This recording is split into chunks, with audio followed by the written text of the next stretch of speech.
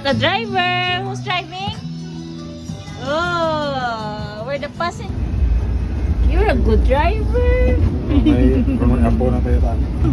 Now then, what's going on here?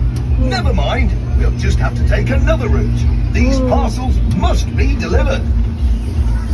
Oh, you delivered it? Wow! Great well job. done. Ted can get on with Wow, his she repairs now. knows. We're having a good postman here. That was fun. We delivered all the parcel correctly. Yeah. Oh. Thank you. Another special delivery service in the completed. right time. Mission accomplished. Yeah. Oh, well done, Mr.